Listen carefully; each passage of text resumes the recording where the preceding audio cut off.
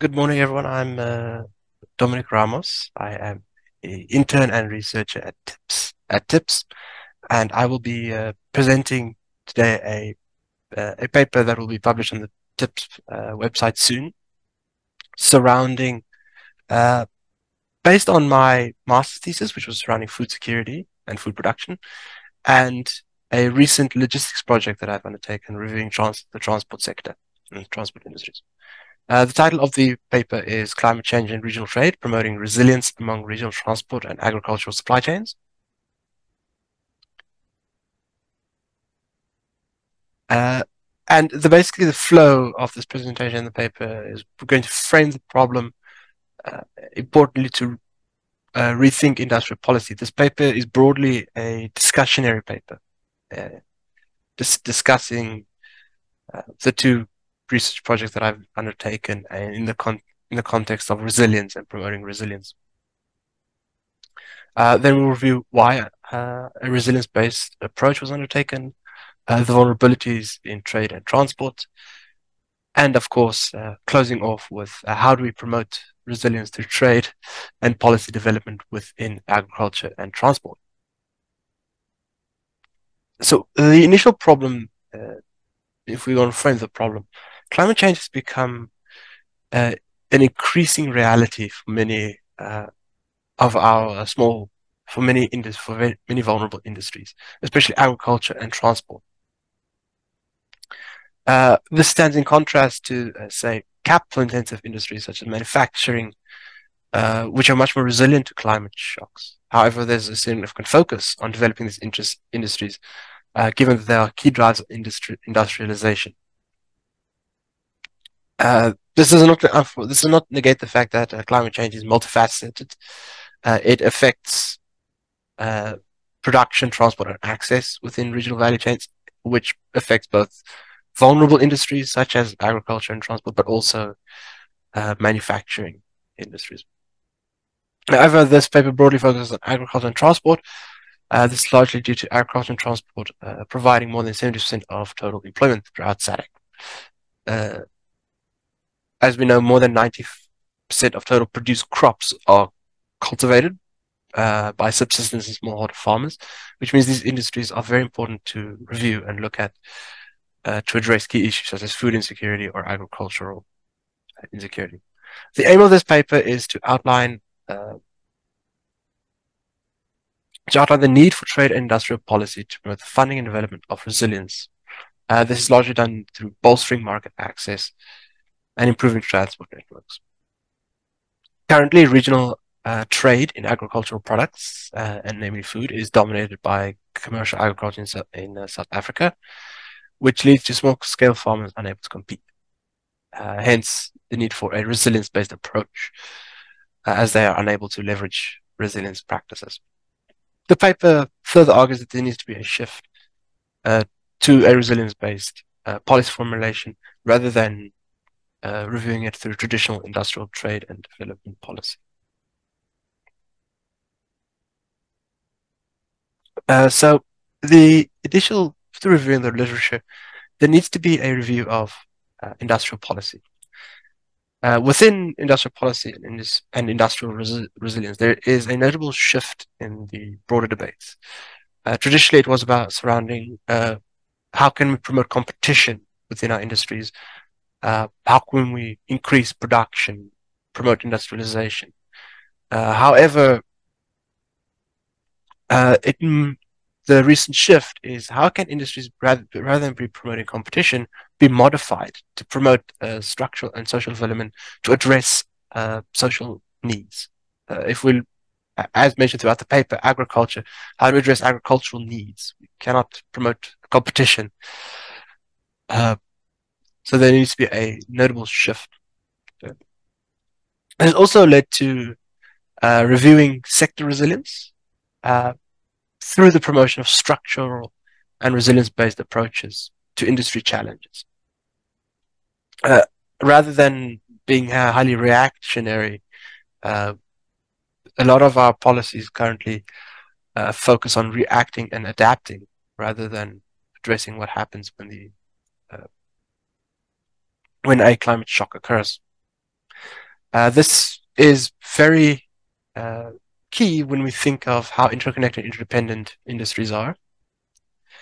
However, externalities are very widespread, and not every externality can be accounted for. So they will always have a significant effect on industry, and thus we should be holistic in our approaches to industrial policy to rather develop sustainability and resilience amongst the most vulnerable links throughout our industries, rather than promoting competition and growth.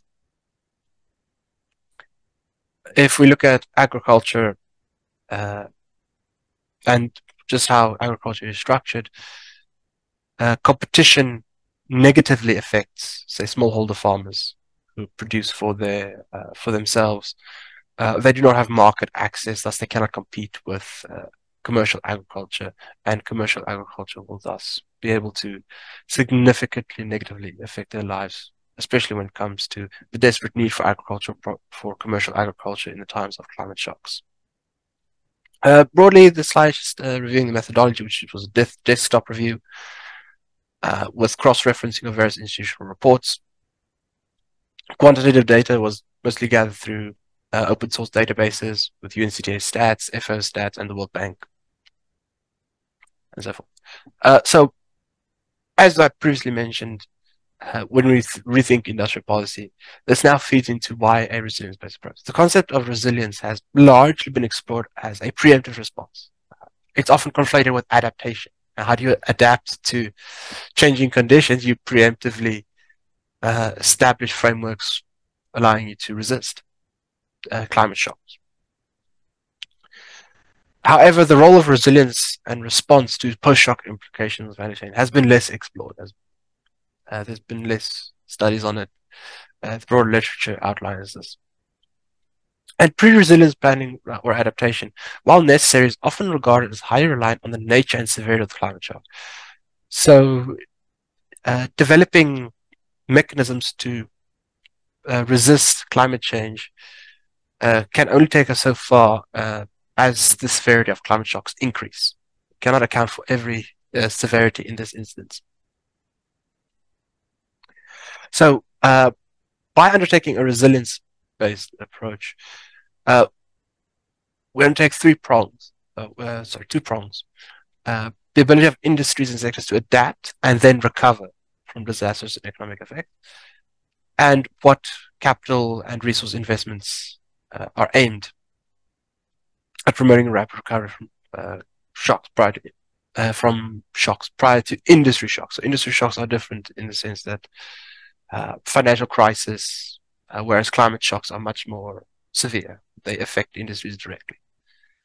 The resilience-based policy approach is broadly about adjusting industries to holistically satisfy market needs within vulnerable industries, vulnerable communities.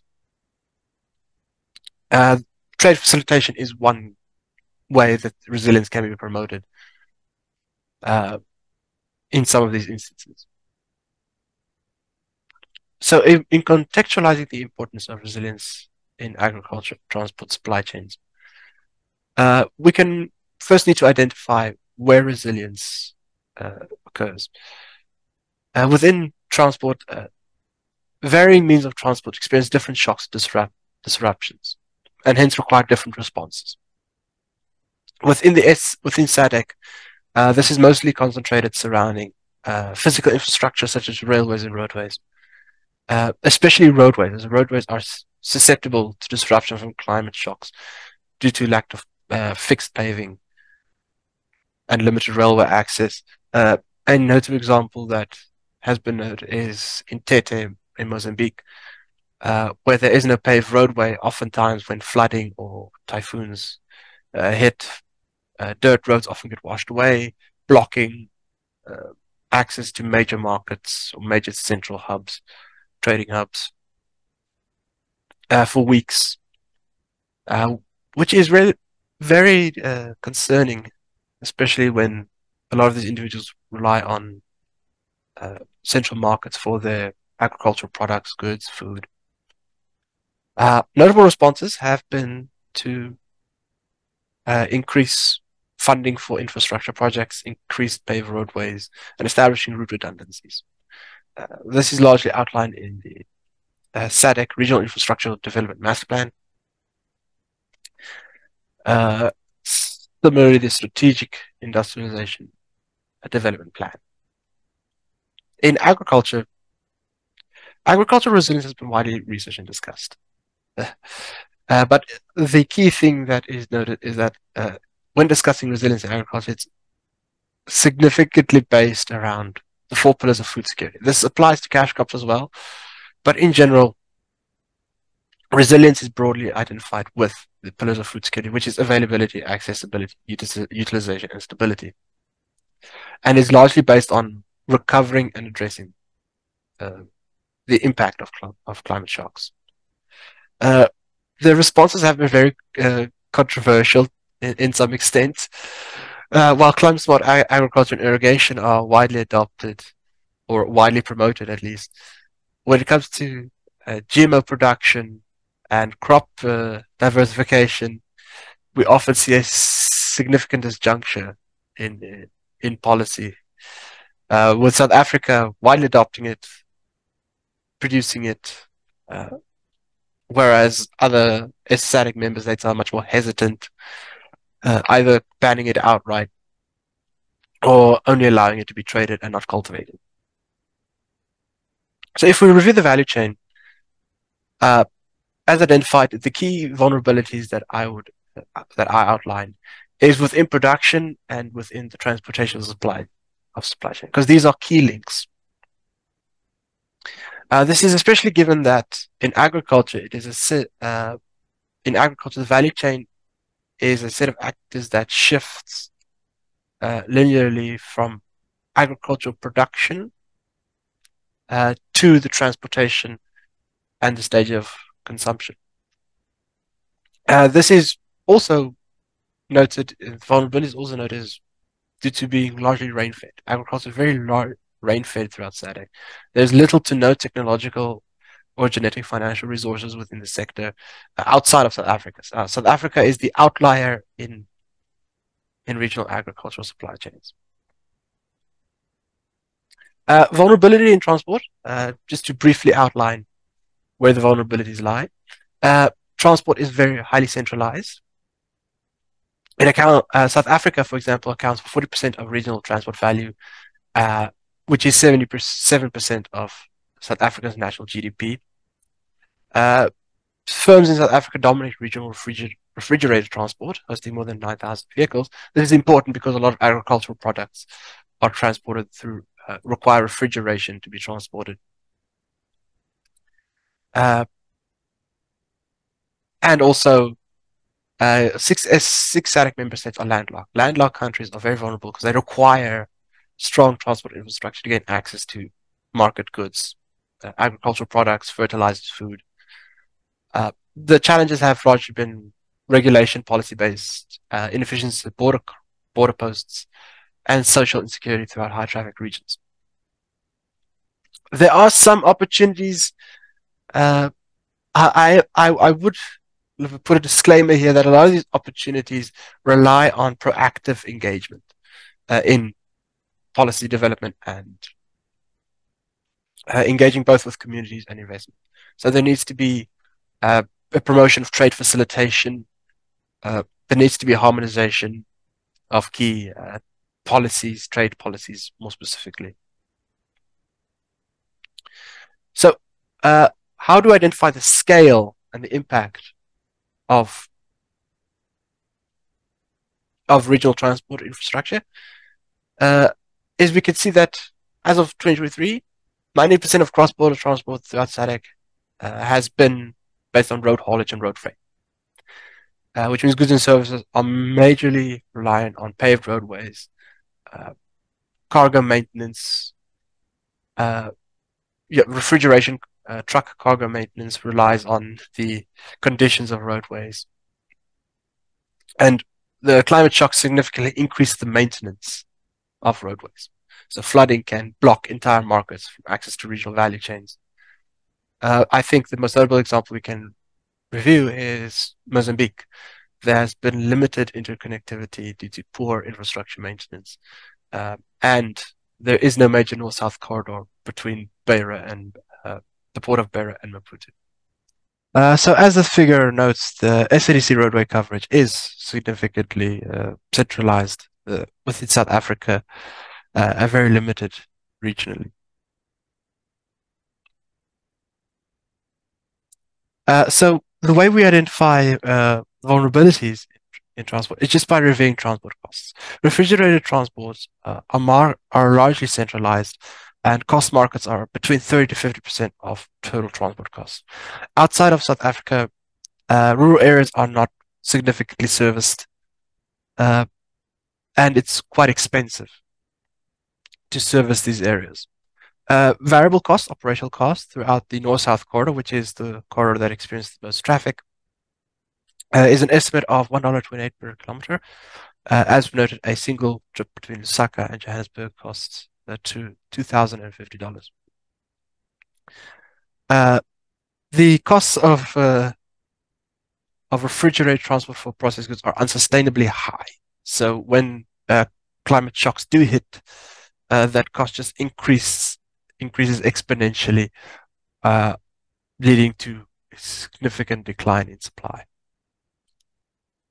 In agriculture, I'm not going to dwell too much on this, given that most of it has already been discussed, but a large portion of the land is cultivated by small-scale farmers, and 90% of total produce is by small-scale farmers. Commercial agriculture is centrally adopted in South Africa. And of course, South African industries have access to resilience-based technologies. The funding is insufficient. The challenges are insufficient funding to adopt modern agricultural technologies. There's also a significant lack of political will in promoting resilience-based policies, largely due to the shift in promoting industrialization and manufacturing. The way we can often address this is through bolstering interregional trade to allow small-scale farmers to gain access to regional markets, and commercial producers to gain access to cut-off markets in the case of significant climate shocks. When reviewing how this has been impacted, the two graphs that we can see are the import and export values of maize and wheat within SADC and agricultural production trends. The most notable we can view is through 2015 and 2016 with the imports of maize. Now, maize is cultivated widely across southern Africa. However, when the regional El Nino effects arose in 2016, regional imports exponentially grew. There was a significantly high demand, as even many small-scale farmers were unable to produce maize due to the intense heat stress. In measuring intra-SADC trade on maize and wheat, we can see it averaged at about 6% in relation to total world imports. So world imports continuously dominate trade trends, as oftentimes maize is imported from more agriculturally producing countries, such as the United States. Imports of cereal crops for consumption is unsustainably high. However, the import and export curve is relatively stable in that sense. So when it comes to trade stability, it's relatively stable, with the only exception as noted during the 2016 drought. And reviewing agricultural production trends, we can see the variance in maize, in wheat and meslin throughout intense climate shocks such as 2016, where production decreased significantly. So why do we need to, so now that we have reviewed the information and identifying vulnerabilities, what is needed to promote resilience, and what are the policy responses? As noted, agricultural availability and access remains in deficit among low-income countries, and the stakes are higher for food security within regional climate value chains due to transport. Only South Africa has the manufacturing capital needs to promote resilience among their vulnerable industries. This is not a widespread trend throughout the region. So how do we promote resilience? Firstly, non-tariff barriers decreases trade facilitation. Facilitating trade is a necessary tool to promote resilience. For when a climate shock hits, we can use trade to offset market demands in affected areas. However, holistic policies are needed that both foster trade from commercial producers while securing income and food security for smallholder farmers. This is referring back to competition. We cannot promote competition in these sectors or these spheres. We also need to bolster funding for infrastructure projects to provide broader market access and limit regional trade inequalities. So to outline my closing thoughts on this topic and this presentation, the shift in industrial and trade policy has largely been through vertical policy initiatives which are aimed at competitors and production. We need to shift it to a holistic approach that promotes resilience by modifying vulnerable industries. Resilience needs to be accompanied by just market integration, and the imposition of trade barriers limits access for smallholders to regional value chains, which is highly discouraging, especially given that they are the largest producers of agricultural products, such as mentioned in the case of maize and wheat. Despite trade initiatives aimed at easing the flow of agricultural goods, transport infrastructure and policy disharmony continue to plague the SADC, which increases vulnerability and limits a resilience-based response. And with that, we come to the end of this presentation. Throughout the forum, I have received several questions, which I think are pretty relevant. So the first question in response to a presentation that I received was the central argument. The central argument is broadly that competitiveness, we cannot rely on a competitiveness-based policy approach in terms of agricultural production and supply chains, transport, especially given that why various markets are so disconnected and highly reliant on subsistence agriculture. The second question that was presented asked about whether labor was taken into account. So labor was taken into account for this paper. This is because, as mentioned, agriculture and transport are significant employers, either in the formal sector or informal sector. As noted, more than 70% of working population throughout SADC engages with agriculture in some form. The same applies to transport, given that they are interlinked. Transport is always a offset of the value chain that we're looking at. If we look at agriculture, then transport is an offset of agriculture. If we look at manufacturing, transport is an offset of manufacturing. And with those responses, I think that's the end of my presentation. And thank you all for giving me the opportunity. The next presentation is by Olwethu Shedi. Olwethu, please take it away. Afternoon, everyone.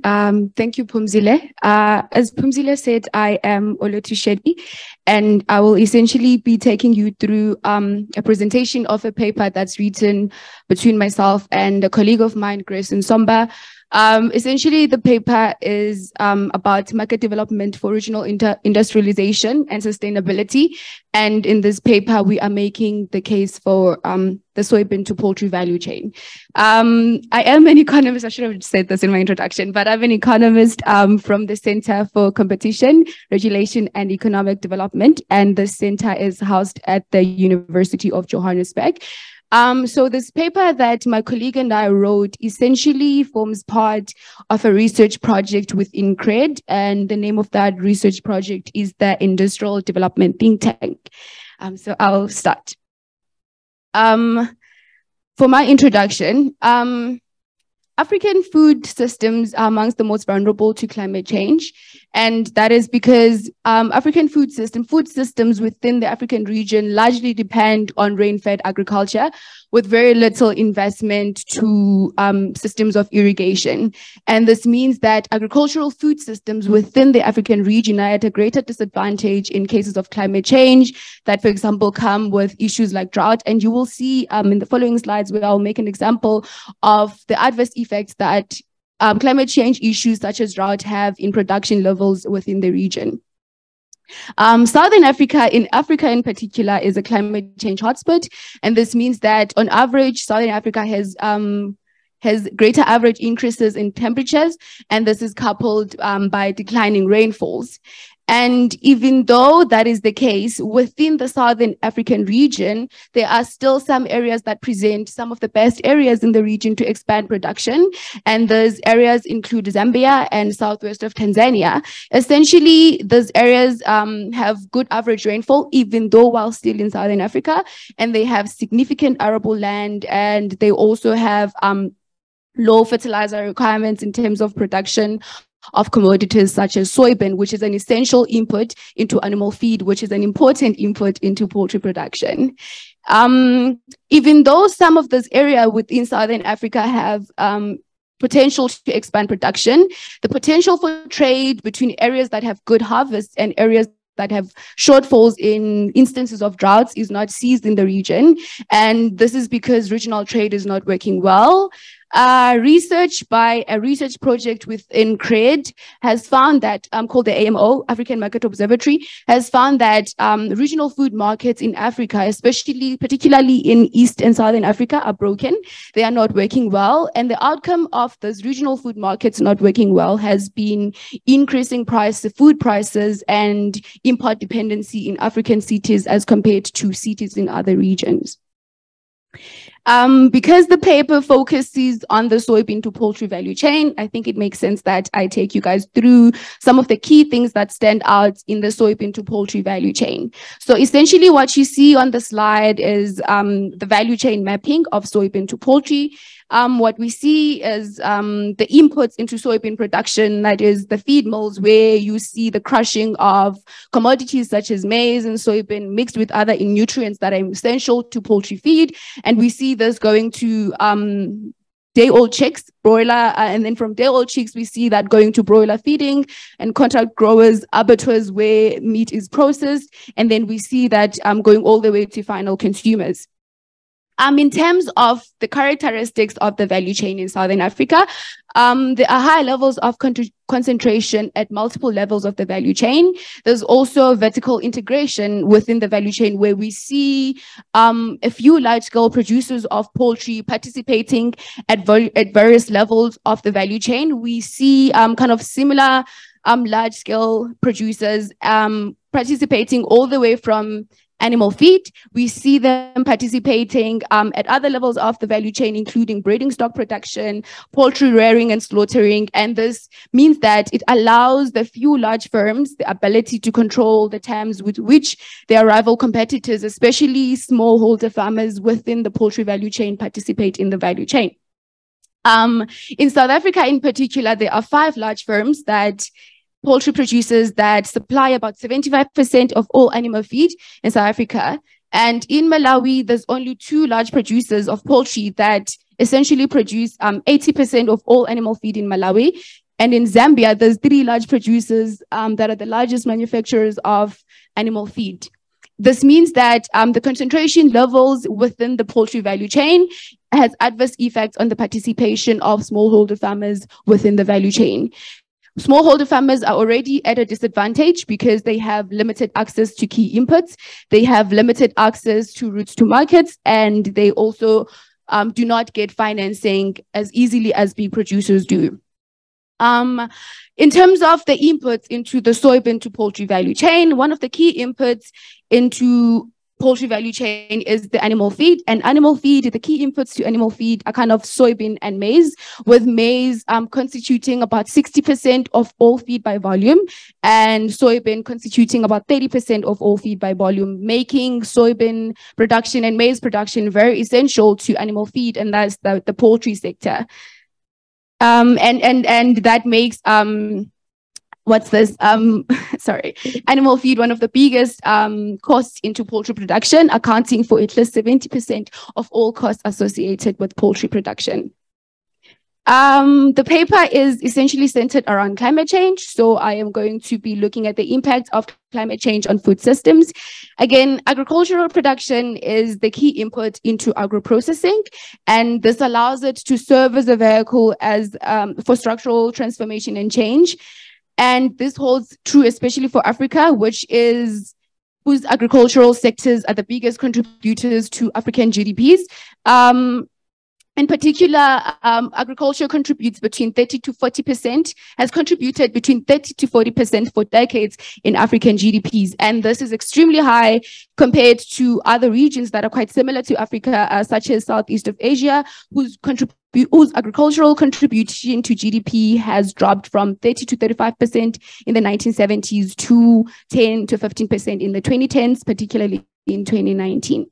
This means that agriculture and agro-processing in Africa in particular is very essential for development and has great potential for transformation. But with all these opportunities that could be coming from the agricultural sector, the agricultural sectors within the region are still confronted with risk associated with climate change, as climate change continues to threaten agricultural production and agricultural transformation in the region. We have seen an example of adverse effects of climate change within the region with the droughts in 2015, 2016 that were a result of El Nino.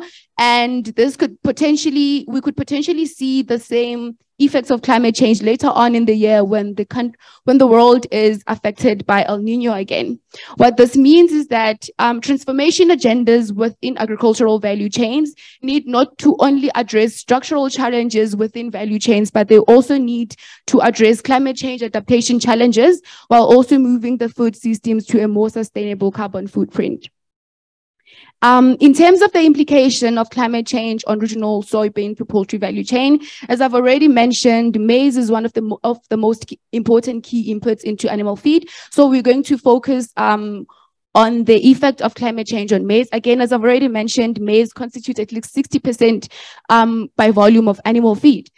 So on the figures that you see up here, essentially in figure 1, we have regional maize production, and figure 2, we have regional maize trade balances. So in terms of maize is essentially a staple food in Southern Africa. It is produced by both smallholder farmers as well as large commercial producers. And in terms of quantities of production, we see that Tanzania and South Africa are amongst the largest producers of maize in the region, with South Africa leading. But as we see that South Africa is the highest producer of maize, we can also see kind of these fluctuations in the production volumes by South Africa. And essentially what these fluctuations show is climate change effects on production levels. If you can draw your attention to 2014, for example, 2014, South Africa saw the biggest productions in terms of maize, where they produced at least 14 million tons of maize per year. But we see that declining sharply between 2015 and 2016. And that is because of the droughts that were affecting the region, where we saw countries like Zimbabwe and South Africa seeing severe declines in maize. Gave me my 5-minute mark. And there's and there's effects of drought which came with declining production were felt all the way through to South Africa's maize trade balances, meaning that South Africa was then not able to cater to domestic demand of maize, and South Africa for the first time in a long time became a net importer of maize. As we can see, they recorded negative trade balances in 2016. In terms of soybean, soybean is one of the most attractive commodities in the world right now, and that is essentially because soybean has multiple uses. Soybean is used in animal feed, soybean is used to make oil, and soybean is also is one of the most important sources of protein for the human diet. And because South Africa has a relatively larger poultry sector in the region, they have made over time significant investments in their capacity to crush soybean into animal feed. And that in turn has encouraged a lot of farmers in South Africa to start producing maize. As we can see on the graph here, South Africa is one of the largest producers of maize in the region. But even though that is the case, South Africa is still a consistent net importer if you look at figure 4 of soybean. And essentially what this means is that South Africa is not able to kind of meet the domestic demand of poultry coming from animal feed. Animal feed is one of the biggest sources of demand for soybean. In terms of the effect of climate change on input costs, like I already mentioned, soybean and soy meal are one of the key inputs into animal feed. So it makes sense that we look at the impact of climate change on input costs, kind of relating it to the impact of climate change on maize and soybean production. Again, in this graph, we can sort of see that input costs into feed are closely related to the fluctuations that we see in maize and soybean production, because whenever maize, the production of maize declines, that is leading to increased prices of maize, we see this sharp increase in prices of feed. For example, in 2016, we saw for the first time in a long time, the prices of maize in South Africa almost doubled. Over doubled, reaching at least 5,600 per ton. And again, in 2017, we see a slight, 2017-2018, we see a slight increase. And that was also a result of the drop in maize production due to late rains in that year. Again, in 2016, with the cyclones, which also led to reduced production of maize and soybean, we see the shoot in prices of feed in South Africa. Kind of moving on to making the case for regional trade. On the graph, so we have two panels on the graph essentially, and I'm not sure which side yours is, but on my side, it's on the right-hand side. So on the right-hand side, you see South African imports of poultry. And essentially what we can see from this graph is that the South African deficit of soybean and oilcake imports has been declining over time. But even though has been declining over time, but they're still importing a lot of soybean and oilcake. And if you look at where South African imports of soybean and oilcake are coming from, they're coming from countries such as Argentina, with very little trade between South Africa and other countries in the region. Even though countries such as Zambia, on the left-hand side of this graph, have shown that they are consistent net exporters of soybean and oilcake, South Africa is still importing from outside the region, which then brings us to making the case for regional trade between the countries, that especially in the face of climate change, South Africa would benefit from trading with its neighboring countries. In terms of South Africa's imports of poultry, again, figure 7 shows us that relatively over time, the South African poultry industry has been growing.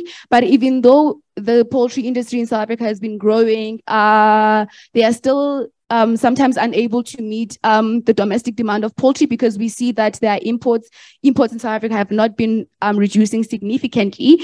And when we look at the sources of imports of poultry in South Africa, we see that the bulk imports of poultry in South Africa come from countries like Brazil. And in 2017, we see South African imports from the US increasing, and that could potentially be coming from the signing of the AGOA agreement in 2016, which allowed the United States to import about 65,000 tons of bone-in chicken. This is my last slide. Thank you. Thank you. So in terms of conclusions and recommendations, I think we make the case that a competitive feed industry that has capabilities and investment in breeding stocks and in breeding operations is important for strengthening the regional poultry value chain, but it is not yet the case in Southern Africa. And this is because this is due to poor regional trade and integration, where markets are not working well, especially for smallholder farmers and medium-scale farmers. There's also anti-competitive behavior exhibited by big firms within the poultry industry at various levels of the value chain. So what we argue is that there needs to be policies that address not only structural issues within value chains, but also policies that address and recognize the importance of original value chain, especially in the climate change context. Thanks so much, Olwethu. You can breathe now. Sorry about that. And finally, Wendy, I hope you can hear us, and I hope you know. I can. Thanks, Phumzile. Thanks. Afternoon, everyone. So I'm also an economist, agriculture economist by training, and I work at WWF, Worldwide Fund for Nature, which is a conservation organization where I lead the team working on sustainable finance. And our work there is essentially focused on shifting capital allocation towards more green economy investments. So my presentation today is based on research that we've done within the agricultural sector to look at what the barriers are to getting banks, asset managers, and insurers to invest in climate change mitigation and adaptation into the agriculture and food sector. What specific finance instruments and mechanisms are being used globally and locally, and then just to end off with recommendations as to how do we get the sector to invest into climate change adaptation and mitigation. So before I talk to the challenge, maybe just the methodology. So we did a combination of a desktop literature review and then selected interviews with commercial banks, the DFIs, the development finance institutions, as well as asset managers and insurers, the ones that have the biggest exposure in the agricultural and food sector. We then also interviewed intermediaries, the likes of the listed food retailers that also offer finance to the agricultural and food sector. We then presented our findings in a workshop format where there was opportunity for those who had interviewed to give us feedback on our findings and recommendations. So if we start off with the challenge, I'm sure many of you know that there's global consensus on the impact of climate change. We look to the Global Intergovernmental Panel on Climate Change, the IPCC, to provide us with guidance on the most recent science in terms of mitigation as well as adaptation. We also know that agriculture is quite complex. It's not as easy, for example, as the energy sector to understand what the implications are going to be and how they will affect the value chain. In the South African economy, we know that agriculture plays a significant role in terms of export earnings, employment, in terms of the multiplier effect across from the inputs all the way to the service sector. Agriculture is also a custodian of our natural resources, and so very vital in terms of being able to deal with the shocks of climate change going forward. We also know that to date, most of the work and the discussion and research has been on the mitigation side of climate change, energy and renewable energy sector in particular, and not so much on adaptation or the agricultural sector. So what was quite important for us when we looked at investment opportunities was to develop some quantitative estimates on where the opportunities lie. So if we engage with the finance sector, the first question that they asked us is, where are the opportunities? What opportunities exist in the agricultural and food sector where they can get return and meets their risk profile? So we looked at globally where the opportunities are, regionally in the African context, and then also South Africa. And what I'm presenting to you on this slide is the key subsectors that we identified. So that is in climate smart agriculture, regenerative agriculture, conservation agriculture, renewable energy, controlled environment agriculture, water savings in agro-processing, and then using food waste as a feedstock for animal feed.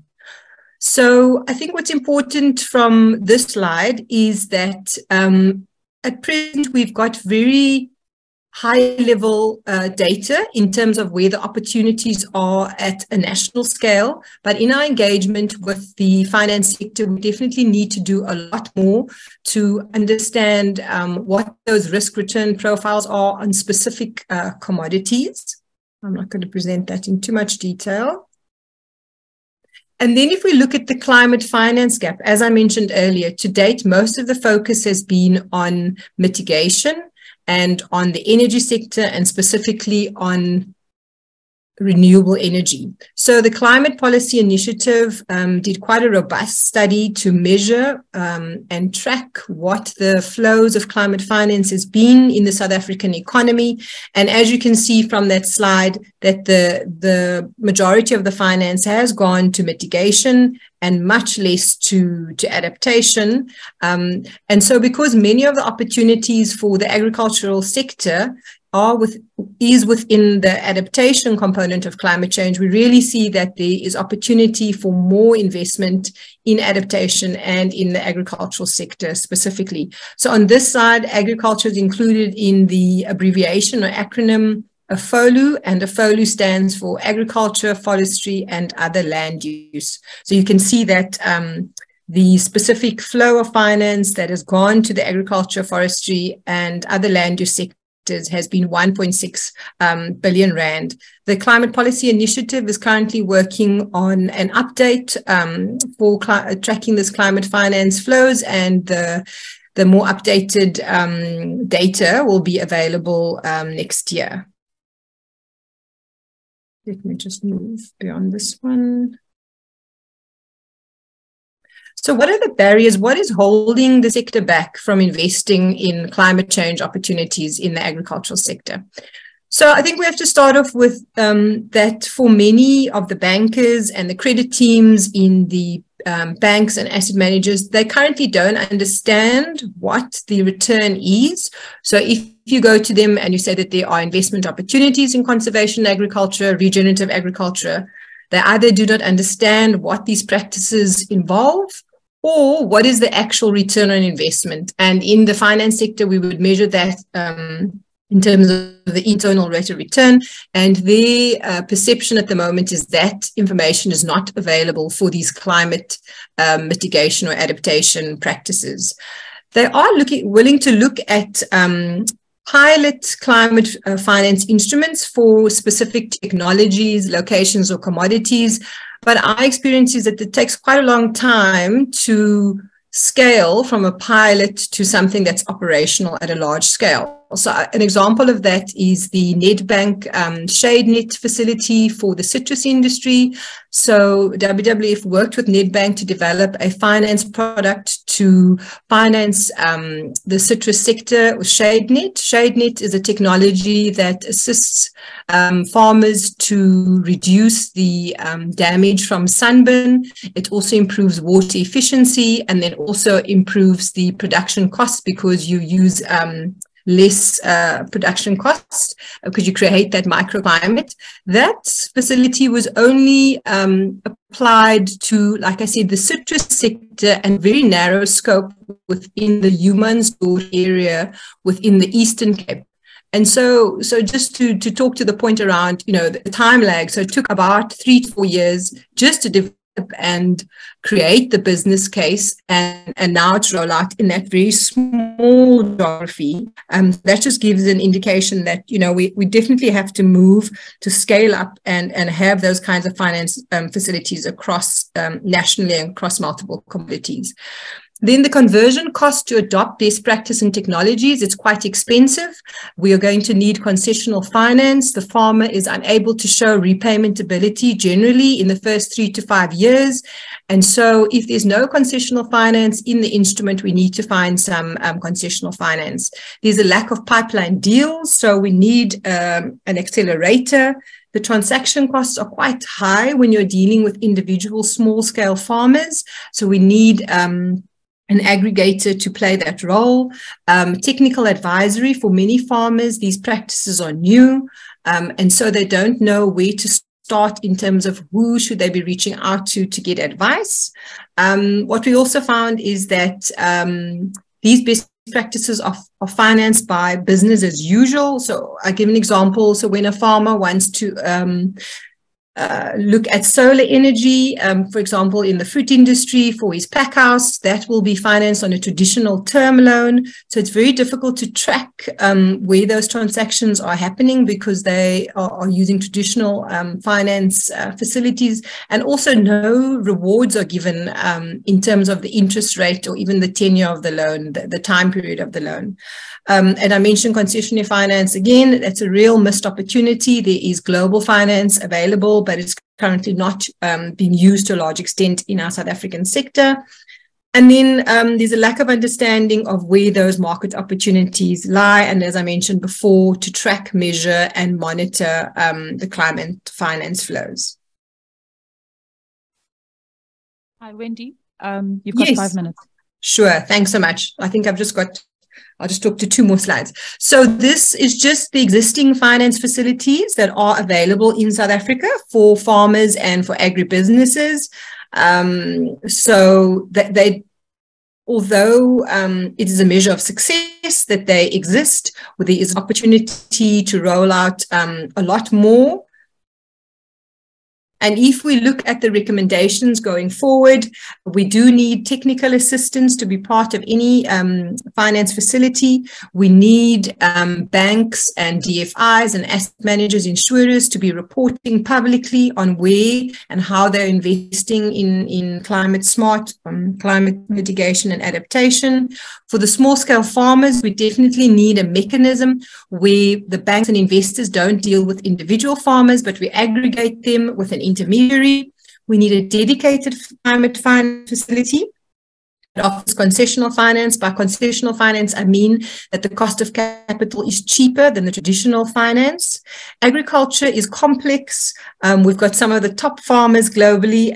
They know that they're very good at what they do. But if we're going to try and align finance, agriculture, and climate change, we will need spatial data analytics at a much finer scale that is currently available. And then lastly, to deal with the deal flow, so the lack of pipeline deals, businesses that investors can invest in, we would need an incubator or an accelerator. Thanks so much, Phumzile. Looking forward to receiving questions from those in the room and online. Thank you so much, Wendy. Yeah, round of applause. Thank you so much, Wendy, and to Dominic and to Olwethu. So because we're running out of time, I can only do 1 round of questions. So about 5 minutes for 1 round of questions, 1 round of answers.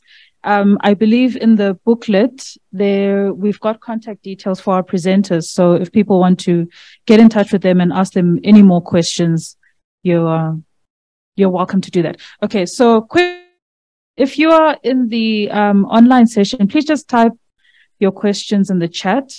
Yeah, that'll be much more efficient. And I'll take 1 or 2 from online and 1 or 2 in the room. Any questions in the room? Thanks. Hi, Thando Vilazi from CRED. Just one for Wendy, and maybe you ran out of time to elaborate.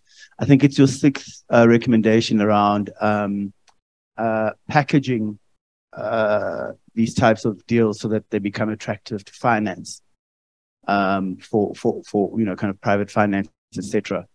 One is a principal question, which is that whose job is it kind of to dress these up so that it becomes an incentive of finance to then come on board for what I think are very important projects that you're talking about. And maybe the second bit of that is how much you do that, right? So who intervenes? Are you talking about kind of de-risking mechanisms from the state or other kind of approaches that you've perhaps seen in different case studies that might work? Thanks. Thanks, Thando. Are there any more questions? Anything online? Okay.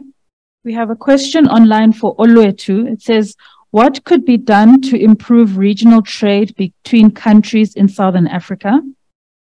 And I'll also take advantage of being the moderator because I also have a question for Olwethu. In your chart about maize production in different countries in Southern Africa, you had South Africa and the other countries. Do you make a distinction between yellow and white maize? Because for feed, South Africa specifically uses yellow, whereas the rest of the region uses white for both human and animal consumption. And then the second question is, if we are to move to importing from, if South Africa is to move to importing from the rest of the region in terms of soybeans, one of the issues that has been raised before by feed producers is that, there's a lack of consistency in the quality of the soybeans from the rest of the region.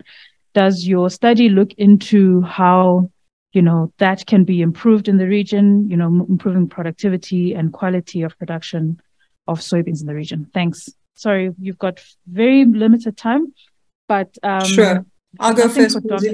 Yes, yes, please go. Okay. First.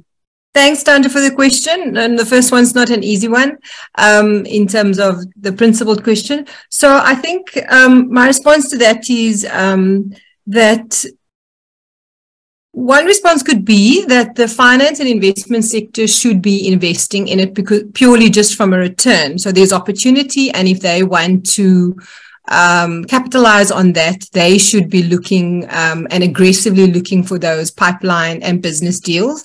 The reality is that the time that it takes to find alternative projects that offer the same return it's a much shorter turnaround time. And if you're chasing targets, people tend to focus on the deals that happen quickly and the very larger types of deals. So that's a real barrier in terms of what we're seeing, as to why they don't look at that deals. But we are seeing some local asset managers and some banks that are willing to look at that and even spend some time on those transactions. What we found in the region and globally is that you definitely need a dedicated intermediary that plays that role. It's not easy to, like you say, to de-risk or to get those pipeline deals aligned to the risk and return profile.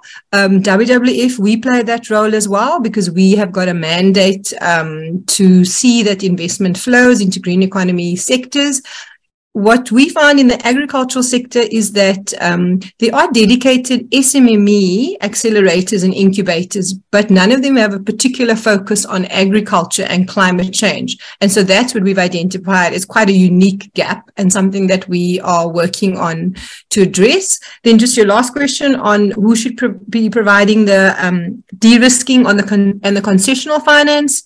So in terms of climate change finance, there's quite a lot of finance available from foundations, philanthropists, even from a country kind of donor bilateral agreements. So yes, ideally it should be the state, but we've seen there's quite a lot of opportunities globally of finance that you can tap into. And we've just been surprised that the local sector has not made a real kind of concerted effort to apply for those funds. So I hope that answers the question. Thanks, Wendy. Olwethu? Thank you, Phumzile. Thank you for the question online. I think I'm going to start with your questions, Phumzile. In terms of making a distinction between the yellow maize and the white maize, unfortunately, we didn't make a distinction in our study. In terms of the lack of consistency in quality and in kind of soybean production in the region, that is an interesting remark. I think it's a very interesting remark. Unfortunately, at the moment, it's not something that we have taken into account in our presentation, but I do kind of have something to add to what you're saying. So another thing that's like a stark distinction between soybean production between South Africa and other countries in the region is that South Africa mainly produces GMO soybean, and then other countries in the region produce non-GMO, and that this thing that non-GMO is more superior than kind of GMO production. So there's arguments around that as well. But over time, countries such as Zambia, I think they're importing to a lot of countries outside the region. I guess they've, if I'm not mistaken, I think they've gotten into an agreement with China again to specifically export some of the soybean that they have. And kind of there's no research that's supporting this, but I think that kind of implies the quality of the soybean that they produce, that if there's so many countries that demand kind of the soybean that they have, then it has kind of like implications that maybe the soybean that they do produce is in good quality. In terms of what could be done to improve the online question, I think it said what could be done to improve trade within the region. this one could potentially be very long, but I'm going to try to make it extremely short. But I think one of the reasons why trade is not working in the region is not necessarily kind of the lack of free trade agreements because there's a lot of those. And we've seen now the introduction of the AfCFTA, which kind of promotes trade between countries. But I think at the core of the problem is kind of the operations of the market itself. We see a lot of anti-competitive issues that exist within the market.